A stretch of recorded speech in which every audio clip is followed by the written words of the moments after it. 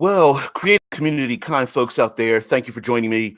I am your host, DBJ, and this is the channel RPG with DBJ. Like you wouldn't know, but um, uh, someone suggested something, and I kind of ran with it. Someone who's been very prolific in our chat, along with many of you, going by the title of Zevron08, suggested bringing up the idea of doing a review of the new artificer or artificer or artificer. Anyway, and I said, well, I'm not really a review guy, but maybe. So then I decided to run with it. So this week, we will be doing the theme of mechanics and mechanisms, both in and out of game, or above table, below table. Hey, what's going on, Rickard? Janny, what's going on there as well?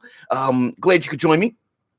So anyway, we will be talking about using, it's just kind of a meta thing, because the two are related, but they are not. We'll get into it.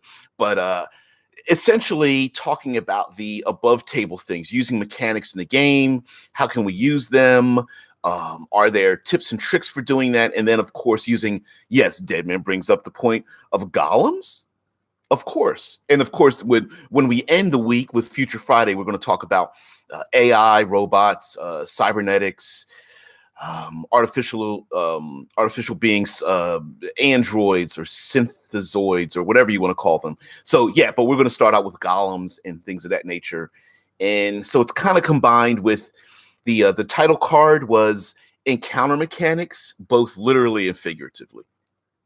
So anyway, but that being said, yeah, I might delve into a little bit of the newly released character class, the artificer or artificer, or however you wish to pronounce it, for the released by WotC, Wizards of the Coast for Dungeons and Dragons, in their Unearthed Arcana articles. It's basically playtest material, and it's like, it's them basically saying, hey, listen, this is an idea we have. We tried to design it. We want you to play with it. Give us some feedback, and then maybe it might flow into something else. For example, on the docket, they have the Eberron setting, and it may come to print. And if it does, this might be some of the material in it, especially if it's character classes and other kinds of mechanics that are based in that world, or a mechanic system that they want to add to the world, and it's best to do it with a setting. Foolish Kiwi says, mechanics are my favorite part. You can paint it however you like, but making something statistically beautiful and functional is just satisfying. And a lot of people, I've gotten to that point where I am into that. I'm not necessarily I'm not the CGA, the complex games apologist. Like, I'm not into reading yet another 600 or 700 page book to understand a game. But on the other hand, a mechanic in a game that best exemplifies what that game is about, I will go to the most easily identifiable, because of it physically and mentally, would be the dread mechanic, using the Jenga tower blocks as a mechanism for horror. I think is a perfect mechanic in that game, just in the sense of the sense of dread in the players translates to the characters in the board, because there's like a tangible thing to it, and and it translates to a psychological dread as well. So I like that. Vince says, I just had my workshop about creating spontaneous adventures, and I gave them some tips about how to create some generic mechanics you can apply any flavor to on the fly. Actually had 13 people in the workshop, 4 female, 9. I was really positively surprised. That's awesome. And especially when you can give some concrete examples. Oftentimes it's really difficult to do that generally, but in a small group, that's awesome. And I'm glad there are more people participating. In the gaming community and such. happened there? All right. So, all right, encounter mechanics. Excuse me, and we'll go to this is going to be the theme of the week, because we have Monster Monday, Tips and Tricks Tuesday, World Building Wednesday, et cetera, et cetera. So we'll dip and dive and stuff like that into other things. So today, let's talk encounter mechanics, and both encounters and mechanics, if that makes sense, right? Vince says, I stole some ideas from Colville about tactics and added my own ideas to it. Used chess figures as mechanical bits.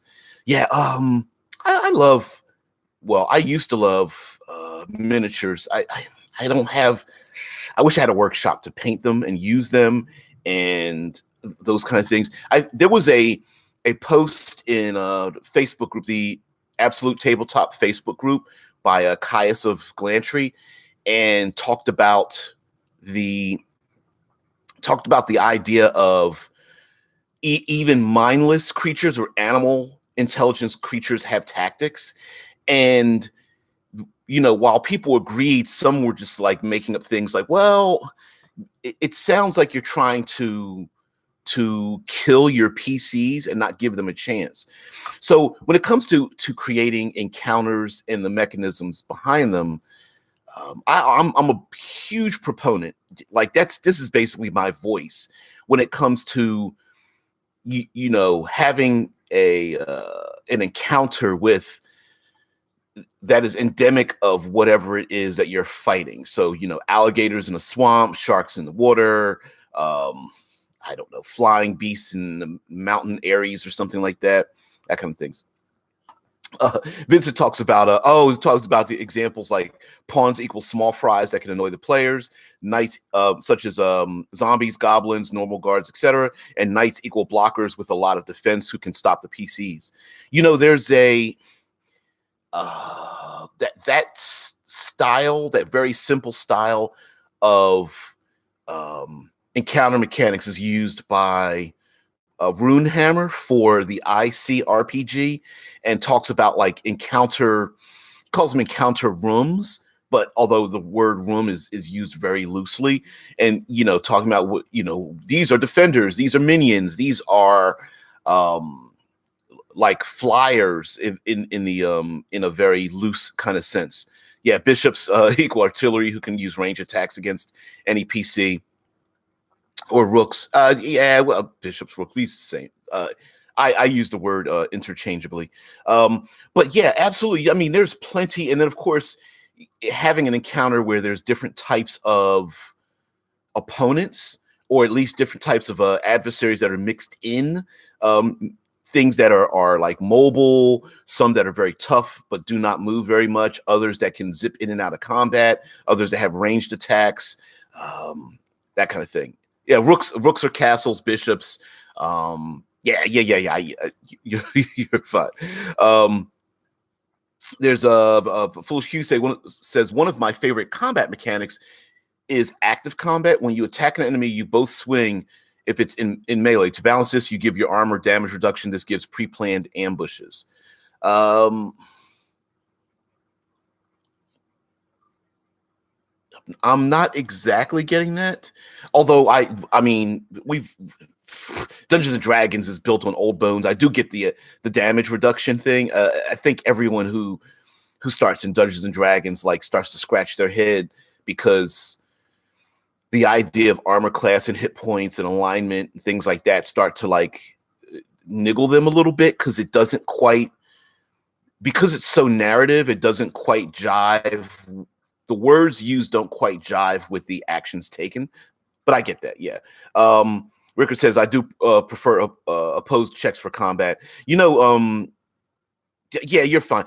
I think what people fail to realize that 5th edition actually designed it that way to reduce the amount of dice needed to roll to adjudicate an action.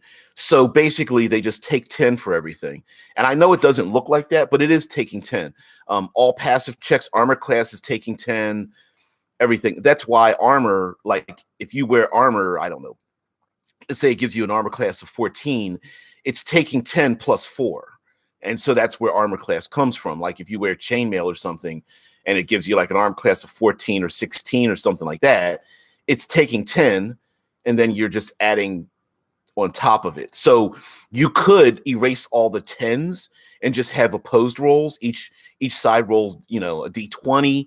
High roll wins, which would counter some of that stuff.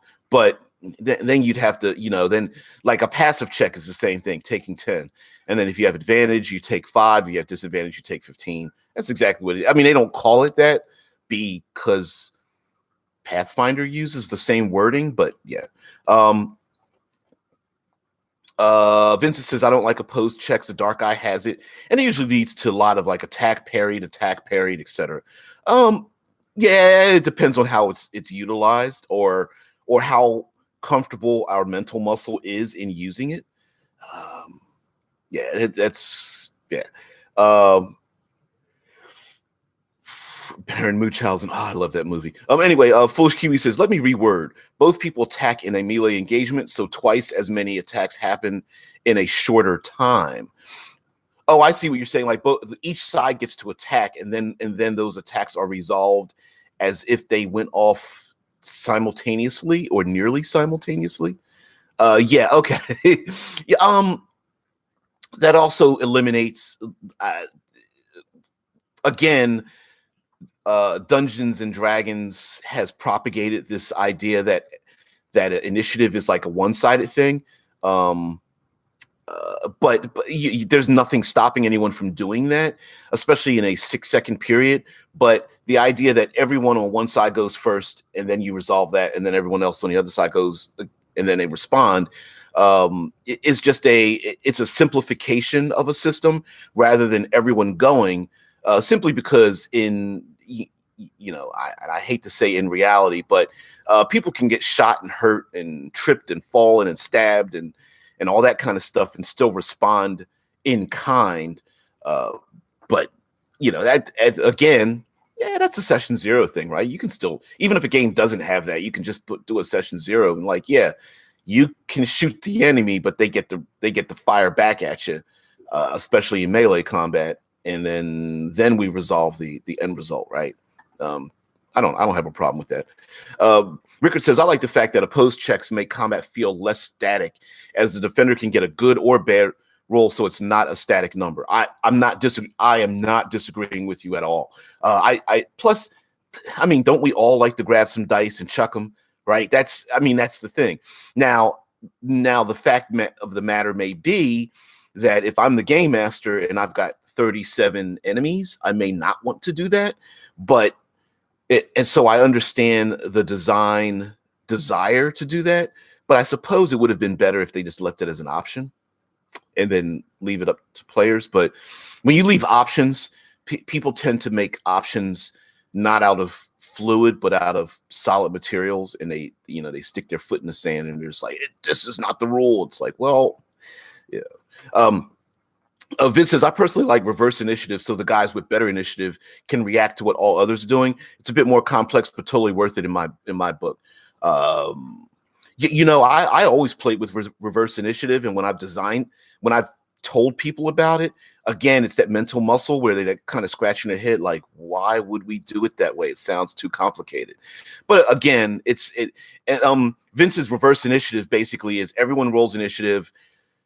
The people at the lowest end describe their actions 10% wise. Like, I'm going to run, I'm going to attack, I'm going to open the door, I'm going to set off the bomb, I'm going to stab this other person, I'm going to dive for cover, going up the initiative ladder till you get to the top person who reacts first. And because that person gets to react first, they now get to respond to all the things previous to that. And then you when you go back down the ladder, it's basically 90%, right? Oh, they're going to go for the door. Okay, I've got the initiative. I'm going to run over to the door and slide a chair in front of it. Or this person's going to slice the throat of one of my allies. I'm going to protect my ally and interpose myself in between, right? That's where that idea comes from. And I've played like that for, I don't know, like 17, 18 years, but again, mental muscles. If you don't flex them, everything seems alien if you haven't done it before. So Rickard says, talking about the D20 systems, I would also say that armor making you harder to hit makes no sense to me. You are more equally likely to make contact, but the damage is reduced, so it should be DR. That is not necessarily true. It's a mistake that we've been making by inaccurately describing what armor class is about in the D20 systems. Making a D20 system hit or miss is not actually what it says. It's effective or ineffective. And we simplify it by saying, oh, this person has plate mail and a shield. They've got an armor class of 18. You missed. That's not why. Armor class is whether your attack is effective or not effective. And that's why Pathfinder has like a touch AC. So yeah. That's where it comes from. Foolish Kiwi says the idea of the AC, that it is the blow glancing, thus the idea of a shield increasing AC. But he also says that's why touch AC doesn't include armor. And 5th edition, again, simplifying it, doesn't include like a touch AC. So for example, someone throws a bottle of acid or flaming oil or a net over top of you, armor does nothing to stop that. But there's no the narrative version, simplified version of 5th edition says that if someone were to throw a bottle of oil on your plate mail and armored knight, it's basically deflects off of their armor. Maybe they catch on fire, but it doesn't do anything to them, and it goes out, and essentially it's no effect. I know that sounds wrong because we're mixing and using the wrong terminology, but armor class has always been effectiveness versus non-effectiveness, not hit or miss. Vince says, a hit in D20 simply means you actually did something to the enemy. Rickard goes on to say, the problem is that you can increase AC by being an amazing swordsman and knowing how to block. And it's not the problem with the system, it's a problem with us using the system. So it's not, when you've played games for a very long time, simplifying things is just happens to be it, and that language has propagated to the point where people see it that's the way it's done, and that's not exactly correct. We're doing it wrongly, but in our heads we're doing it correctly, if that makes sense. Zymox says, I like to see scenes using reverse initiative. Sounds interesting. Sounds interesting. Not necessarily sold on it, but it's always worth looking at different ideas. Well, that sounds like someone who's overcome with like a lot of common sense, Zymox. But we know in the gaming community that the minute you come up with something new, it sometimes it boggles people's minds, and they just go off on it like, oh my God, I can't believe you thought of something new. That sucks, before actually trying it. And again, it's like anything, a muscle that you haven't used before. And when I say you, I mean all of us. It can come across a little bit odd and clunky when done strangely, but going back into the chat, Vince says, that sucks. I agree, Rickard, but I don't really like the alternative. If you can increase your equipment and your skill, it gets hard for a tactic to keep track. Feels like super mechanical and becomes hard to damage someone after a certain point, and fights take forever. Access to Foolish Kiwis talks about doesn't know about 5e, but you can gain feats to do parries and stuff with one-handed sword. Grab feast in 3.5. I think the problem is more, Vince goes on to say, I think the problem is more that attack bonus increases by itself, and armor class is almost purely equipment based. And so again, it depends on how narrative versus situational you want to be. So for example, we in a vacuum, adding more mechanical bits to an action sounds like it makes a lot of sense, but in practice, sometimes the idea that you need to eliminate certain things might be better. For example, let's take a recipe, and a great chef knows that you can make an extremely complex recipe that takes 50 or more actions to complete the recipe, but no one would ever make it, right? It would, despite the fact that it would taste the best, the getting to the end result might not be the best. So turning the recipe down into using simpler uh simpler units of measurement, simpler ingredients, a more common sense method to cooking something will make that recipe far more palatable for people to accept and then perform that recipe. So yes, in a vacuum, we all think that what we're coming up with would be better, but in practice, what ends up happening, and when I say practice, I don't mean at your table. I'm talking about business wise, right? At your table, you can do whatever the hell you want, but when you're selling something and you're coming up like, hey, I've got this great game idea and I want to make up my own mechanics, your mechanic may fly over the head of people who are just like, look, I just want to find out whether I did damage or not. Whereas others might go, well, I want to add in momentum and, muscle structure and accuracy and humidity and, those kind of things. Right. So it's different. Like, yeah. Uh, Vince says, I personally like the mechanics from 5e, even if they are a bit more abstract than a lot of people would like. It makes combat easier and faster, and that is more important to me than being realistic.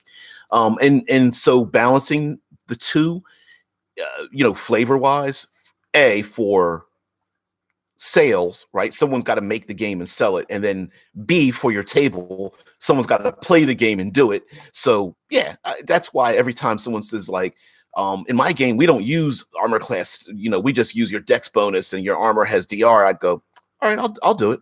I don't have a problem doing it. And if I agree to play in that game, but I would never be like, oh, that sucks. That's stupid. That's changing the rules. Yeah, there are no police. um, Janny says, lives out. Sounds like Shadowrun. I mean, the recipe comparison. Yeah, there are some people who are diehard Shadowrun players, and then others that are like, do I really need to roll a bucket of D6s? I mean, and then count the 5s and 6s and all that. It's like, what? Wait a minute, what? Yeah, right. It's a it's a mechanism that works, but using that tool system can be kind of like daunting. Prue says, my friend made a system where he has all his players describe the action they want to take and he decides what the enemies do. Then he does the math and everything happens simultaneously. I haven't tried it, but I have to admit that I had reservations when he told me about it. In games like D&D, yes, the turns can take some time, but everyone takes a chunk. I find that makes perfect sense to me. If you've got a 3-second combat round or turn or 6 seconds or something like that, I have no problem with simultaneous lashings, I guess would be the thing, right? But then when you get into that, then you have to start balancing other things like spell effects and healing and movement and that kind of stuff. If my action is to move and the enemy's action is to grapple me, which one happens first and what effect does that have on either of us performing our actions? If I get the move and the enemy grapples me, is their grapple useless, or the enemy grapples me and I try to move? Is my movement, useless in that round, right? And of course you could say, well, that's where the die rolls come in. And so then you have to describe all that kind of stuff. And I think that's why a lot of games don't use that personally, except more descriptive or narrative games. That man says, this sounds more like a Tuesday stream than Monday stream. Not complaining. Yeah, it sure is. Okay, so let me pivot, guys. You can continue to talk about what you are. I'm going to pivot a little bit. We're going to pivot into the encounter and the mechanics used in the encounters and stuff like that, right? So pivoting away from the chat slightly, sometimes the encounters that we use and the creatures or mindless creatures in there, golems, like Dead Man brought up earlier, golems, clockwork creatures, and things like that. Just like we talked about in the chat, using like armor class and rolling the hit and things like that, they can become very staid, very, very like nothing new with them. And I find that's because we get very comfortable in doing what we're doing and not willing to look past the idea that some of these things can be actually quite different and quite cool.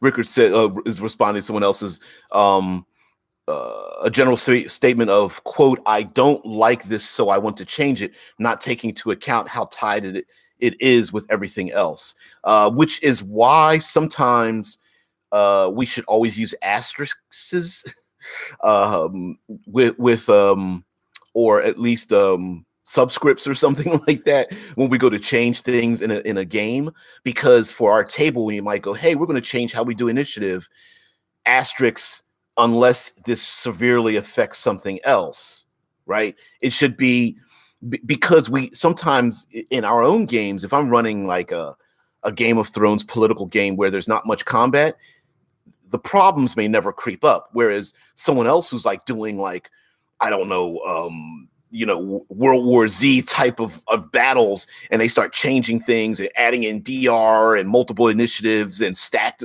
things, and they might go, whoa, we changed this and this is getting far too complicated. We should change it back, right? So there are intricacies sometimes with rules and reasons why they made certain rules.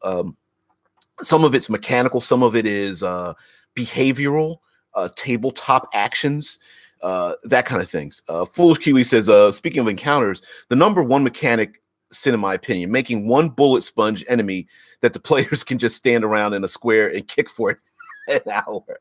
Yeah. I don't know if it lasts an hour. Usually it lasts like maybe 2 combat turns and you're done if you're lucky, right? But I do get it, right? It's the static, like, fighting on a green screen. Everyone just stands around the enemy and then just beat the enemy to death without motivation. So I'm going to say one of the big things that we tend to forget about are motivations.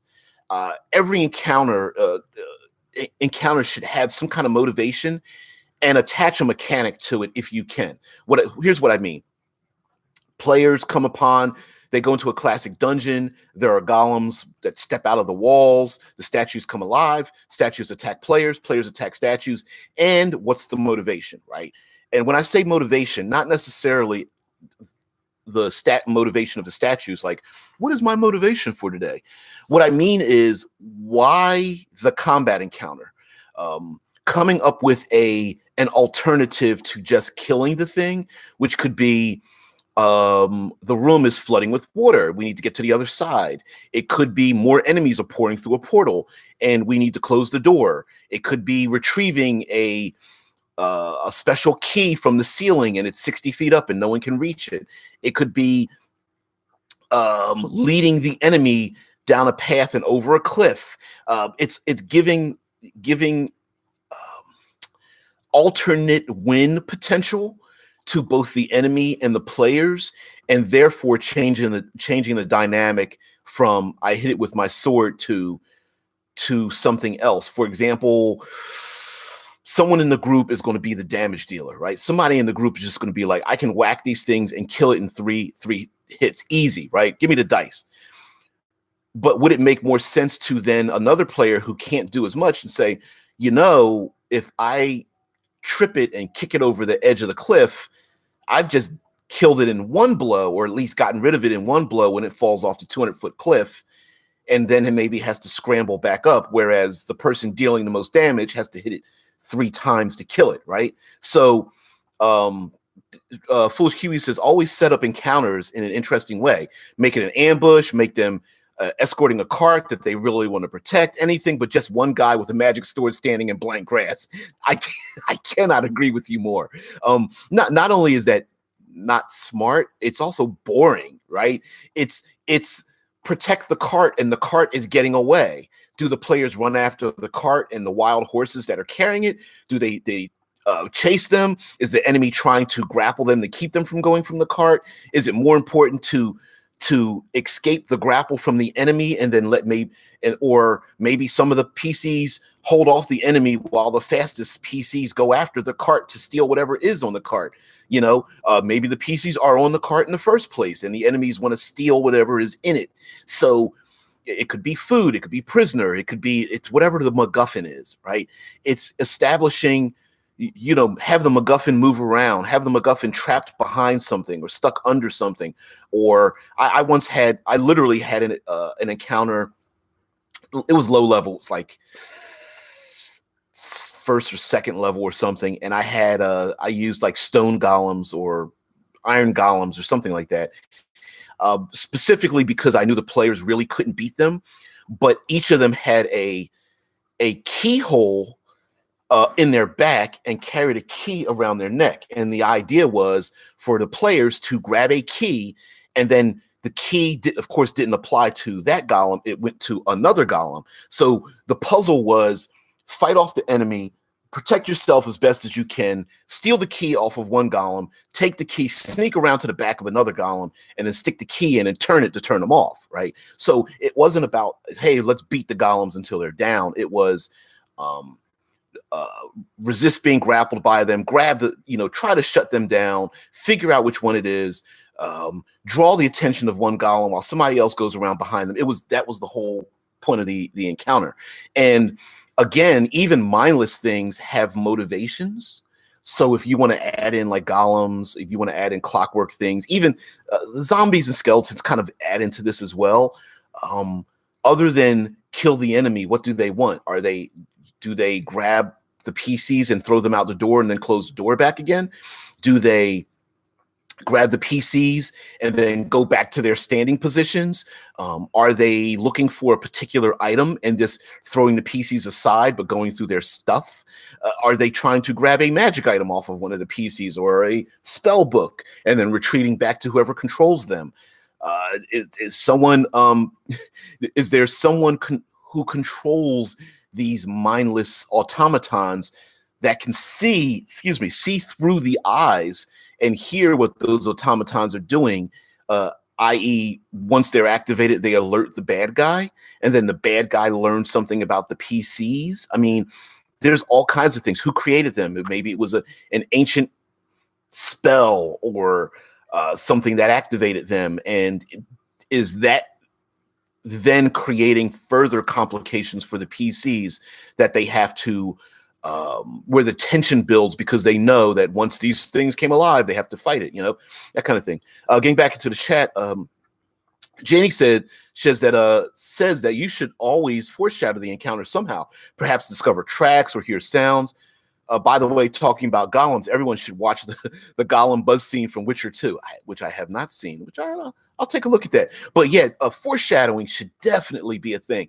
A foreshadow is the act of a foreshadow is leading information leading to what will come further in the story. So the PCs see a tattoo of a dragon. They go to a tavern that's called the Three-Tailed Dragon.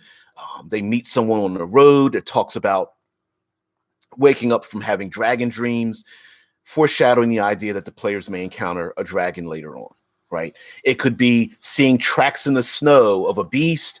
They go towards a village and the people talk about they see someone who has claw marks on them. They see a painting of a beast, and then they find a beast, right? Or it could just be hit them over the head with a clue stick. They go into a tavern. They hear people talking about the monstrous automatons that are, circling the castle of so-and-so, to let them know that there are automatons circling the castle of dread or what have you, right?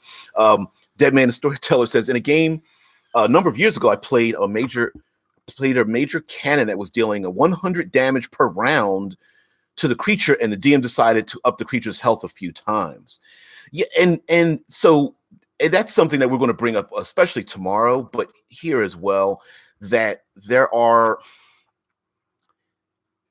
gaming immaturities that I think we can pass by. To getting past by the closed gate idea, that there are ways to open up a gate other than simply fudging numbers, which is what tomorrow is going to be about. Zamak says, I don't think in my game the PCs have once landed a final blow. Either the thing has exploded or run away, the NPC killed or whatever. Once the threat is over, I don't see the point in dragging on, which is a thing, right? And if creatures have motivations, they're going to act differently, right? So getting away from mechanical creatures, Caius of Glantry brought up the fact that like a giant eagle will probably grab a PC and fly away. An alligator will grapple someone and pull them down into the water. An ambush party will grab people and pull them into the woods. There will be enemies taken down to half their number or half their hits will probably run away in fear of dying, right? Sometimes bandits attacking on the road will not fight to the death, right? They're fighting to get something. If they don't get that thing, or they do get that thing, they're probably going to make a run for it. Why wouldn't PCs pile on the slowest member, steal their stuff, and then run into the woods? And having creatures have their own personal motivations, a bear protecting their cubs, an alligator looking for food, I don't know, a sphinx looking to protect its secret treasures or something, has motivation, and acting and reacting. This is where your game master or dungeon master gets to role play. That creature might, instead of the Sphinx trying to kill everyone, maybe the creature starts to parlay with the wizard because they see that the wizard has some forbidden or hidden knowledge, and maybe they want to exchange some of that knowledge, right? During the fight, they're like, wait, and then they start talking, and then during that talk, they start to exchange information, and then they start to role play themselves, so role play for themselves. So an encounter mechanically can have a narrative component to it. You know what I mean? If I'm making sense with that. Going back to the chat, Foolish Kiwi says, another thing I do that is encounter related, but only in games where guns are present usually, is add a perception stat. Sensory skills are moved to it, and aiming guns is based on it. So even if you have a dead shot with a rifle, you can't necessarily use a bow and wouldn't necessarily focus dex for the AC bonus. I've always felt like non-muscle powered weapons would be cool to have them, like if you're going to use Dungeons and Dragons, would be wisdom based more than dex based, because there are many people who are expert accurately without being fast, that it's more of a perception thing, which would Foolish Kiwi says it adds a trade-off, making guns less overpowered. Well, and of course the idea that guns are overpowered is another muscle that we seem to flex, because we know that we don't have a comparison on how dangerous a sword or a mace or, you know what I mean, or a spiked club would be in our modern day, because we know how dangerous firearms are. So we automatically take the position that using a firearm in a setting, especially a medieval one, is automatically far more powerful than a medieval weapon. And they do have greater range, and modern day weapons do have greater, what do you call it, accuracy and rate of fire. But I mean, none of that is true with ancient firearms. So it's more about numbers and training people who don't have training. So, I mean, giving people a weapon where they don't need training. So the fact that a longsword does a D8, there's no science involved in that. The Gary Gygax said a longsword does a D8, and then we've just stuck with it. There's no mechanical reason.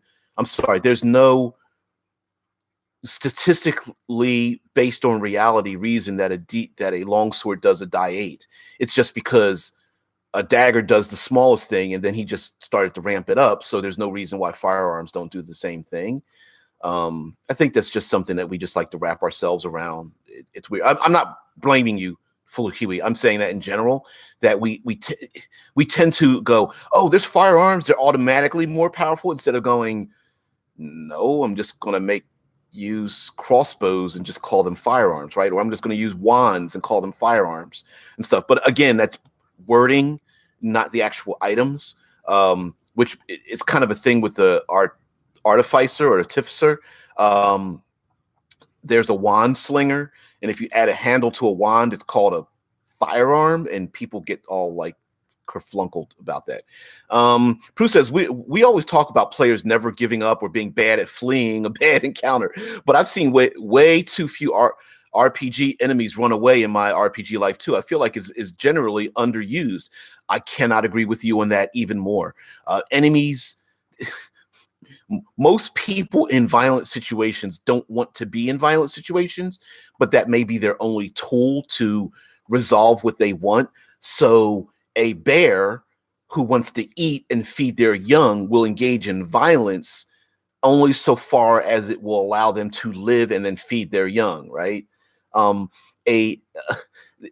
you see the Animal Channel and you see a herd of wild bison running away from, I don't know, a lion or something, the lion doesn't continue to kill all 37 of the bison, right? It goes after the slowest one, grabs that one, all the rest attack the slowest one. They use that to eat, and the rest of them run away, right? They stop. They have a purpose. There is a goal. An alligator attacking a group of 5 adventurers will not attack all 5. It'll grab one, snatch them down in the water, hope they drown, kills them, and then we'll start to digest them. Right? It's there. It has a purpose and it has an agenda, and that agenda may be whether it's pile on the rabbit, it may be hit and run, it may be striking from a height, it might be snatching and flying away, it might be shooting arrows from an aerial and hidden position, it might be using poison darts and hoping that they pass out, and striking and running, it might be leading them into a trap. It could be strike and then run, PCs chase them, fall into pit traps or a net or something. So yeah, ambushes are things, and most creatures, intelligent or not, have tactics. They all have tactics, and some of those tactics may feel like they are quote unquote unfair.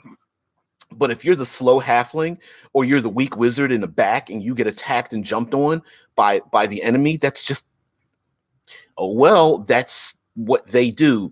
Those hyenas controlled by the gnolls, that's probably what they're going to do. And so again, like said in the chat, foreshadow that they do that kind of thing, right? Foreshadow it. Oh, you see a body half destroyed. It looked like it was, it looked like they piled on a rabbit, right? Foolish Kiwi says, or rather, let's you have the guns have high damage dice without making rangers feel underpowered because they get the Dex AC and the silence bonus. I see what you're saying. I'm not against that at all. Like, you could have, firearms make a lot of noise. Why don't we include that in the encounter, right? Like Foolish Kiwi is making the point. The ranger with the bow may do less damage, but they still get to remain in camouflage and hiding using their stealth.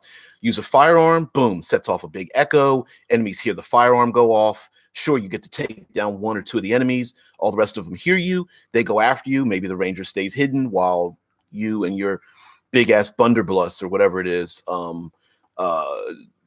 makes all the noise, right? I mean, that which is another thing. Tactics. Hearing things, being attacked from surprise may make an enemy turn around. The big giant lizard attacking the party and getting stabbed in the rear end may make that lizard whip around and attack that individual, turning their back to other enemies. Ricker says, don't bring a knife to a gunfight unless you can close the gap before you can draw the weapon. Then always bring a knife. Yeah, which is I'm not going to go down that rabbit hole. Dead Man Storyteller says morale is a mechanic in most versions of D&D, except for the most recent one. And morale is a thing, right? You can come up with your own morale mechanic, right? I'm going to if I roll a 1 on a D6, it stops attacking, and then just add a 1 to it. Roll a D6, and if you roll a 1, they stop fighting. And then just add one. So if you roll a 1 or a 2 or 1, 2 or 3, 1, 2, 3 or 4, you could keep adding to it every time the circumstances turn against them, right?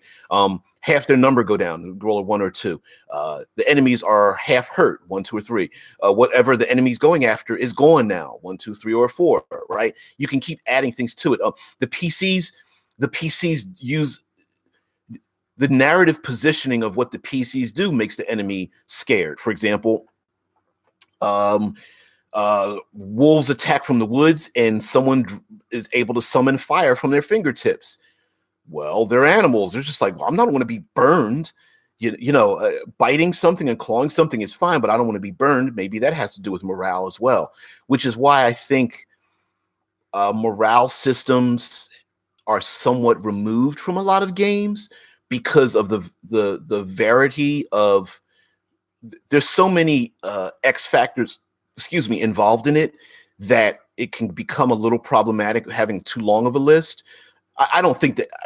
I'm not advocating that all morale should be removed. I'm saying that a wizard firing a fireball will have no effect on the morale of like zombies or golems, but would have a tremendous effect on natural animals or some occult scared of magic or something like that, right?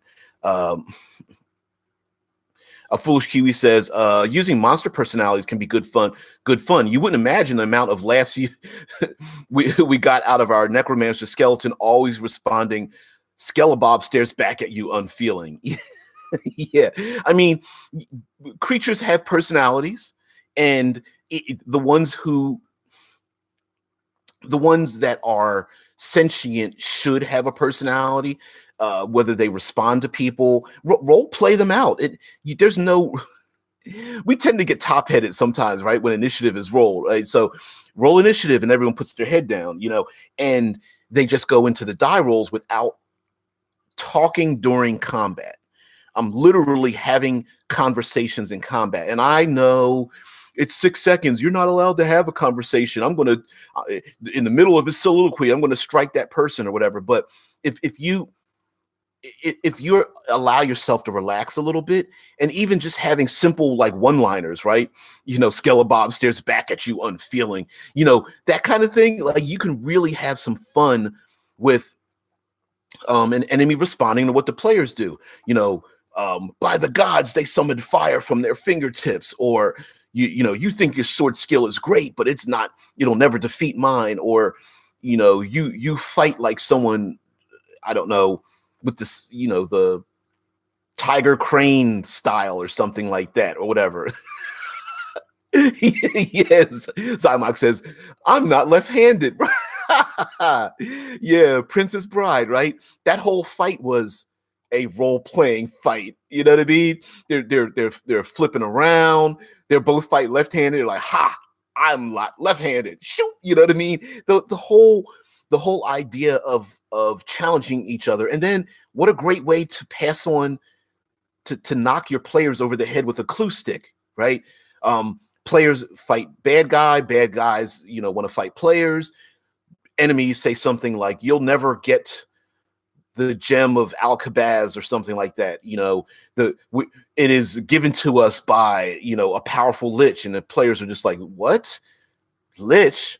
Gemstone, Alcabaz, what the hell are you talking about, right? You could give across those pieces of information based on what they're doing. If the enemy is holding up a holy symbol, or the enemy is retreating behind something and calling for their brethren, or calling out to the gods, or using certain kind of sign language, or holding up banners that are of a particular enemy nation or something like that, foreshadowing all those things you may want to add into your game, whether they exist yet or not, and using that. Someone blows a horn and some kind of shadow beast comes out of a portal and goes to attack the PCs. Well, A, the PCs are probably going to want that horn. And B, when the shadow beast comes out, maybe it says something like, thrice you have called me, and thrice I will perform a function. But know that if you blow this horn again, I will bring down your empire or something like that, right? And it's like, well, what kind of deal did they just make?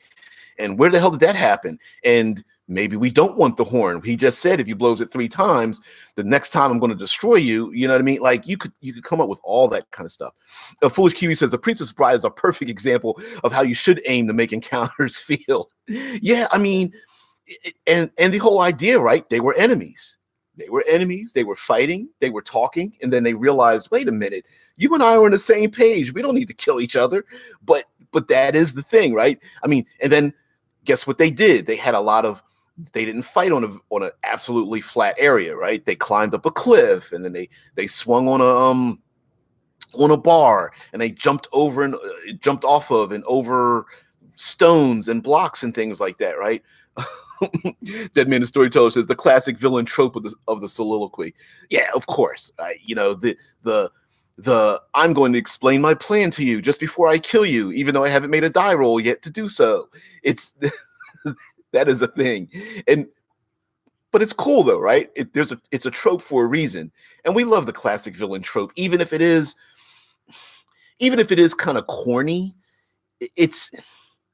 It feeds into the tropes that we love, and I don't think there's anything wrong with that. Janny says in Twilight 2013, all characters have an attribute called coolness under fire or cuff. GM will tell players to roll for cuff in tight spots, and if failed, the character might be unable to do the action. Coolness under fire. I've never heard of that. I mean, I've heard of Twilight 2013, but I didn't hear about that. But if you want to incorporate that as, say, a session 0, right? And you could have a coolness under fire easy mechanic. If you play a D20 system, maybe everyone has to make a fear saving throw or something against, I don't know, something major happening to them, like massive damage or something. For example, in the Dungeon Master's Guide, they do have wounds and massive damage techniques, but maybe instead you have to make some kind of like coolness or courage under fire, like a wisdom save, or maybe you can make it say, well, pick your highest, intelligence, wisdom, or charisma, or something like that, or maybe just intelligence or wisdom. And if you suffer a certain amount of damage, or if your party suffers a certain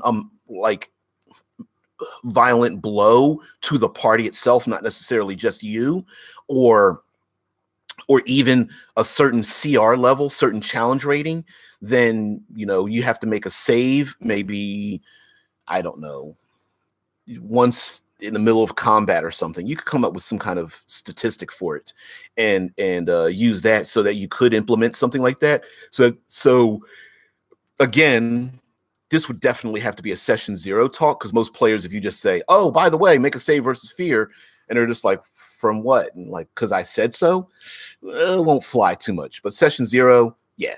A Foolish Kiwi says the best villains make you constantly think about how their plan made way more sense than your utopian view, leaving that sinking gut feeling even after death.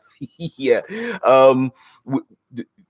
For good or bad, everyone loves the Thanos villain idea and the warmonger idea in Black Panther, in an Infinity War, right? It's the I'm fighting for this reason, and despite how horrible it is, it kind of makes sense on a certain level, but then doesn't make sense if you look too deep at it, right? So it's the villain kind of makes sense on this thing, but then on the other hand, it's like, well, if the bad guy could just stop and listen to me for a minute, maybe I could find out, tell him, well, you know what, if you really think about it, Thanos, once you kill all these people, you're actually causing more deaths and more pain than you realize, right? Dead Man Storyteller says cuff success would be the best explained as the die hard mechanic. Yeah. It's like going on even after you've been beaten down, right? Prue says there was a stat in an old Danish RPG that translates to something like morale, courage, and heart that we would use like cuff. I remember liking that, but haven't played since the late 90s. Wow. Morale, courage, and heart. Even the White Wolf game systems had instincts and courage and valor, willpower, as a mechanic as well, which would, of course, heroes are heroes, and despite getting 20 arrows in the chest and seeing some of the most horrible villainy done before them, they are designed to fight their way through it. So, I believe a lot of that stuff has faded away because players don't. Let me take this back. Selling an RPG to players means that players don't like to feel weak, which is why, for example, 5th edition doesn't have negative attribute modifiers. And for good or bad, negativity brings along with it weakness and a negative feeling going into a game. And I think sometimes game designers remove those things because they feel it may be a barrier to selling the game in the first place. I don't believe it, but I think that might be a motivation, right? If you go into a game knowing that your player will be scared, I think that's different. Like Call of Cthulhu, you know that up front. Whereas if you're supposed to be the hero and fight evil, and then you start failing a bunch of rolls and running from a fight, I think that would have a negative connotation. I don't necessarily agree with that, but I understand that's probably a design mechanic. That's where I think I'm coming from. Foolish Kiwi says, coolness under fire moments is where I like to make charisma shine, since I see it as a force of personality in many ways, and because it's a fun snafu for those min-maxers. Well, that's a thing too, right? It's not relying on there would be no dump stat if stats were used equally, right? The dump statting is our own fault for not using those stats that get dumped into. It's just like useless skills. Useless skills are only useless because those skills aren't used, because there aren't situations where we use them or those stats. So, charisma might be useful in keeping your other players in the fight, right? So the charismatic knight or paladin has a high charisma because they encourage others to stay in the fight, and therefore when they stay in the fight, it encourages that individual to stay there as well. Foolish Kiwi says, everything you're saying right now about the direction of removing negatives from RPGs is giving me that bitter medicine reaction right now, DBJ. Hey man, I'm just trying to be real. I'm not saying I agree with it. I'm not saying it's right. I'm not saying we should do it. I'm just putting it out there. I just feel like that that's the thing, right? If you let's think about it like this. How much sexier are player options in the world's most popular role-playing game over DM conflict options, right? Here's what I'm saying, right? I'm your self-appointed third pillarist, right? I'm the dictator. I'm the person who placed myself as the person who wants to take that third pillar of exploration and really put it in the game. How much is how much are the main game designers pushing that as a tool for DMs versus more player archetypes for fighters and more spells for wizards and more martial backgrounds for monks and more shape-shifting abilities for druids, and how many more character classes and witch hunters and blood mages and all those kind of things? Like how much more of that stuff is sexier and more prolific because there are more players than DMs, rather than balancing that out with creating more options for DMs to make better conflicts. Like, hey, let's have an encounter in a swamp, and here's some rules to have encounters in swamps, which I'm already starting to write. How about making a book about cities and cityscapes, which I'm writing, and how to use that as a complication in your games, or fighting in the woods, or fighting on in a desert or an Arctic landscape or something like that, right? Natural environments and unnatural. So yeah, bitter pill, but absolutely right. Zamak says, "Hurry up! I need them swamps soon." DBJ, hell yeah! When I'm not going live, I am writing. I wrote about I don't know, a 60, 70 page Google Doc for cityscapes and threw it out because it just wasn't right. I didn't delete it, but I was just like, I figuratively crumpled it up and threw it away and started from the beginning because it wasn't useful. It wasn't mechanically useful, and it wasn't player and DM facing for them to use it. So when writing, sometimes you just have to look at. I need to know my limitations, and I was like, this is going to be a thick ass book, and if it can't be used, I got to throw it out. So yeah, no. Zamak says it's always good to establish flavor in session 0. My current one is fairly light to play to the table. I personally prefer to provide a liberal beating. Yeah, exactly. Sorry, I'm just. What's the term? Beatings will continue until morale improves, or something like that. Yeah. Prue says, they've removed those stats for the people who felt constrained in their fun by them. We all have our peeves. Yeah, talking about negative stat modifiers. The age-old argument, how can a halfling have an 18 strength when they should have like I don't know, a -2 strength modifier or something? How can elves have the same thing and whatnot, and why doesn't the orc have a negative to their intelligence modifier or charisma modifier? Yeah, Deadman, the story, the pirate saying, beatings will continue until morale improves. I'm not sure if I want to go to a Zymox session 0. I think I'm gonna keep my pants on and not get a spanking by him. Yeah, Bruce is also talking about stats like morale and all that. Yeah, how they've faded away. Yeah, it is kind of its thing. So anyway, guys, we've hit the hour mark.